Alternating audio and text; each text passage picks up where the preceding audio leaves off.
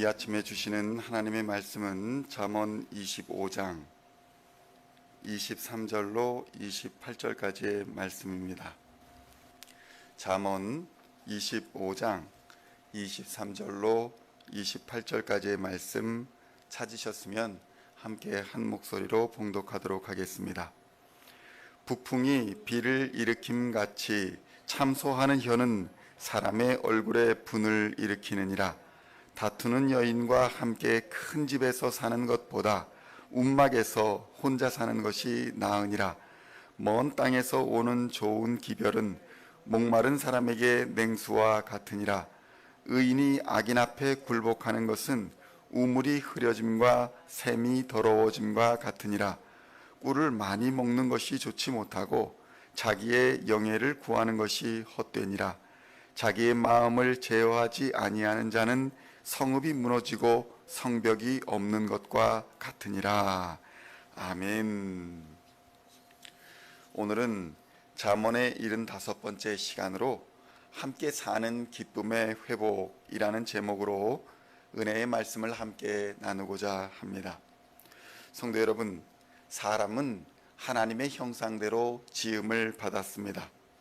하나님의 형상을 따라 지음을 받았다라는 것은 하나님의 뜻을 따라 지음받은 이 세상을 다스리도록 부름받았다라는 의미이며, 이 세상을 지으신 하나님과 더불어 사귀며 살도록 창조되었다라는 뜻입니다.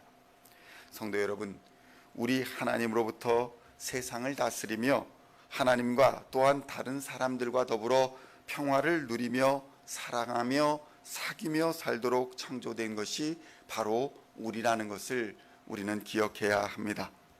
그러나 인간은 더러운 죄의 유혹에 굴복하였고 하나님을 떠나 생명을 잃어버렸으며 영원히 멸망하는 죽음과 사망의 더러운 구덩이에 던져지게 된 것입니다. 예수님은 이러한 우리의 더러워진 하나님의 형상을 십자가의 피로 깨끗하게 씻어서 하나님과의 관계를 회복시켜 주시는 것입니다. 그래서 예수로 말미암아 우리는 세상을 다스리는 권위를 다시 회복하게 되는 것입니다.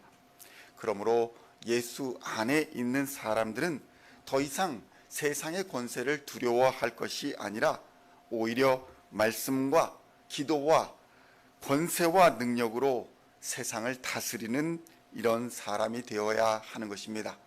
기도와 말씀의 권세로, 그 능력으로 세상을 다스릴 수 있어야 한다는 것입니다. 창세기 12장 3절에서는 이렇게 말씀합니다. 너를 축복하는 자에게는 내가 복을 내리고 너를 저주하는 자에게는 내가 저주하리니 땅의 모든 족속이 너로 말미암아 복을 얻을 것이라 하신지라. 아멘.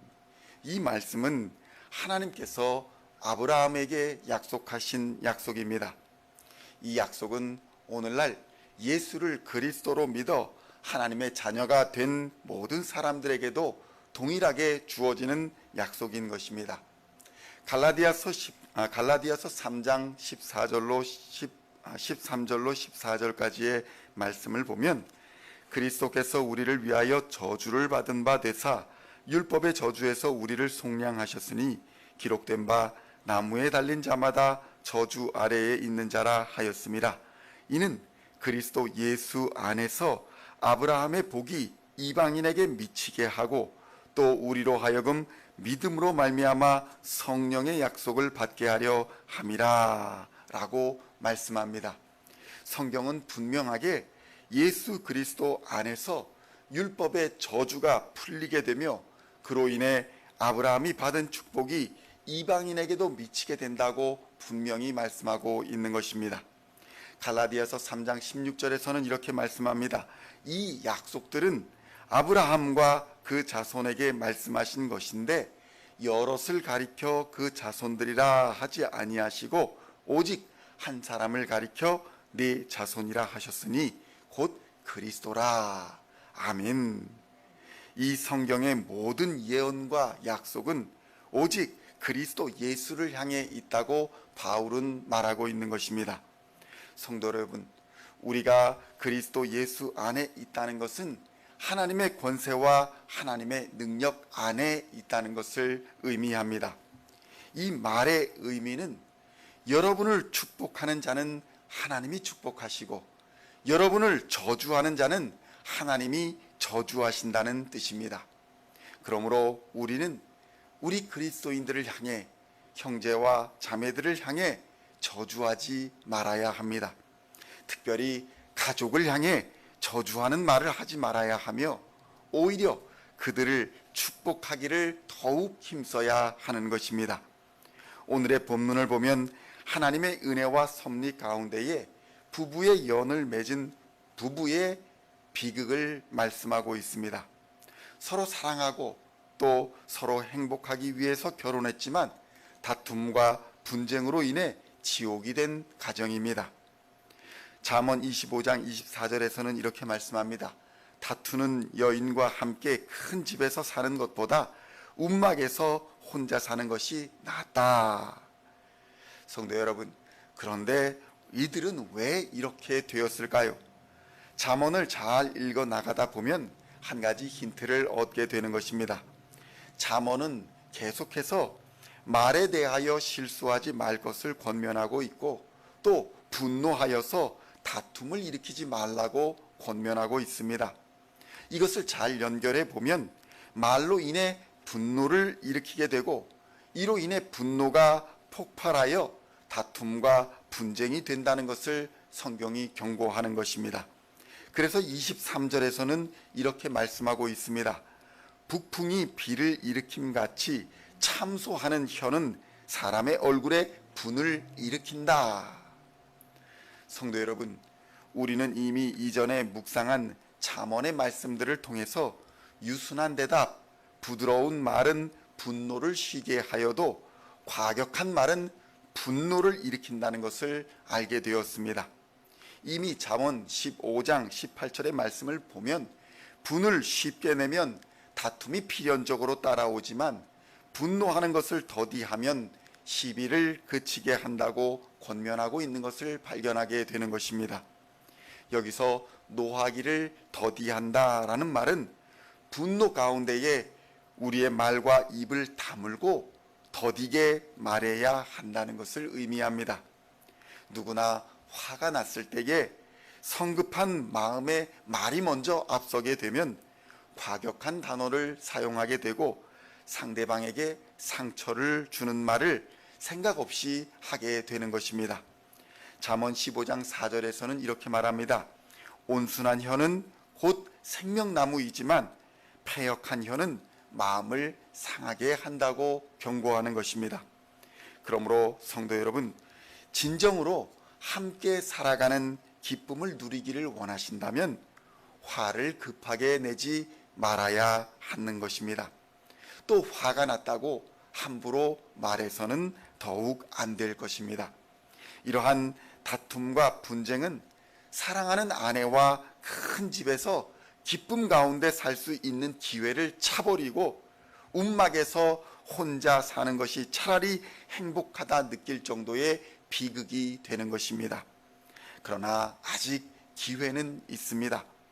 예수님은 우리의 허물과 배신과 부끄러운 죄악을 모두 안고 십자가에서 피 흘리셨고 이것을 믿는 자에게는 용서의 은혜를 베풀어 주시는 것입니다. 성도 여러분, 용서는 상대방을 살리는 것이 아니라 바로 나를 살리는 일임을 명심해야 할 것입니다. 마태복음 6장 14절로 15절에서는 이렇게 말씀합니다. 너희가 사람의 잘못을 용서하면 너희 하늘 아버지께서도 너희 잘못을 용서하시려니와 너희가 사람의 잘못을 용서하지 아니하면 너희 아버지께서도 너희 잘못을 용서하지 아니하시리라. 성도 여러분, 예수 그리스도 안에서는 용서하지 못할 것이 없습니다. 그리고 이 용서로 인해 우리는 함께 사는 기쁨을 회복하여 주시는 예수님의 은혜와 약속을 경험하게 되는 것입니다. 오늘도 부드러운 언행심사로 하나님의 말씀을 지켜가는 저와 여러분 다 되시기를 우리 주 예수님의 이름으로 간절히 축원드립니다. 기도하시겠습니다. 우리를 이 땅에 외롭게 보내지 아니하시고 동역할 사람들과 보혜사 성령님을 보내주셔서 이 땅에서 함께 거하게 하시니 감사합니다. 뜻대로 되지 않을 때에 분노하기보다는 먼저 무릎 꿇고 하나님께 기도하게 하시고 노하기를 더디하여 시비를 그치게 하시고 가정과 세상 그리고 교회에서 평화의 사도로서의 역할을 잘 감당하는 우리 시온의 성도들이 다 되게 하여 주시옵소서. 우리 주 예수님의 이름으로 간절히 기도하옵나이다. 아멘.